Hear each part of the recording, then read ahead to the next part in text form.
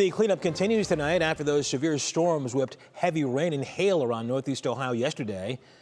Take a look at some of the flooding in Bedford yesterday. Now, this was in the area of Kimberly and Randolph roads. Cars, driveways, and streets fully submerged. And those storms packed a punch in Solon. Cars and homes hit hard by large hail, leaving behind dented cars and broken windows. Kristen Miranda joined us live in Solon tonight with a messy cleanup still underway. Kristen, some of those pictures hard to believe. Oh my goodness, Russ, that is absolutely right. And it's hard to believe it's been 24 hours since that storm truly rolled through, leaving damaged cars like this one. You see the windshield just shattered, dents on that hood, and people here are still dealing with what that storm left behind. What started as a typical spring storm quickly turned into a barrage of hail, pounding cars, buildings, and anything left outside.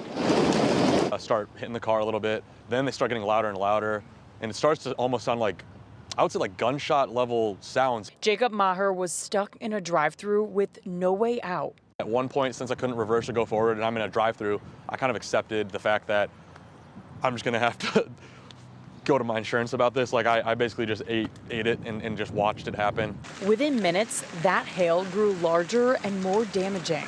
It started out like pretty normal, like whatever, no damage, and then all of a sudden, huge, like baseball-sized ice started hitting everywhere. It looked like a winter wonderland. Leaving behind dents, shattered glass, and broken car parts. All of this stuff in here is just, it looks like a stained glass painting, like it's destroyed. And it's not just drivers. Businesses are also feeling that impact. It felt like we were sort of right in the eye of the storm. At Davis Automotive Group, more than 300 vehicles were damaged, including new and used inventory and customer cars. But obviously, dealing with the insurance companies and figuring out how this is all going to be mitigated is going to be the challenge. But I'm not stopping, I'm not slowing down. I'm going to go get cars to sell. So what we have to do. Even first responders were caught in the storm. Solon police say most of their fleet was hit. Our vehicles are ugly right now. You know, we have 30 cars here in Solon.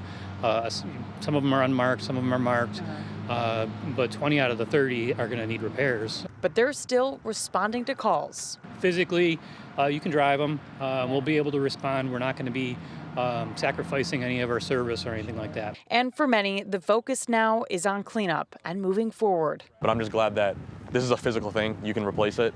I'm glad nobody got hurt. Insurance is there for a reason, and Cleveland is Cleveland. And that's really the message we heard all day long. Of course, a lot of damage, but a lot of relief that no one was hurt. And Russ, I love the way Jacob put it.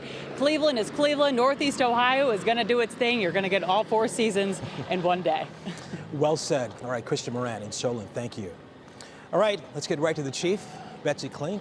Had some rain earlier today, but are we in the clear tonight? We are good for now, but man, we have quite a cleanup. Look at the swath that this storm took. We actually had hail that started clear back into Huron County yesterday, and then as the storm cruised eastward, it really picked up some steam, specifically over Cuyahoga County. We went from numerous penny to nickel-sized hailstones all the way up to 2-inch. Lots of 2-inch hail fell. Bedford Heights, Seven Hills, right over through Solon and into Bainbridge as well. So all of that hail just trucked right to the east. Today, we've been dealing with some smaller hail amounts, especially off toward the Alliance area. But for the most part, we're in the clear for now. We do have some more rain, some rumbles of thunder out to the west of us that will work their way through northern Ohio as we head through the latter part of the night. The thunderstorms that came through earlier today continue to move out. And that next batch really not packing too much of a punch, but we'll be watching that as it continues to move eastward over the next few hours. Not anything near downtown Cleveland or along any of the major interstates right now. So pretty easy rolling on the highways if you still have some errands to run. Temperatures in the 60s will fade back into the 50s overnight. That cooler air coming in, the wind switch coming in off of Lake Erie. That's going to mean fog for the morning tomorrow. We're going to track that. We'll take a look ahead to our weather impact alert day coming Saturday as well. Russ? All right, Betsy, see you soon. Thank you.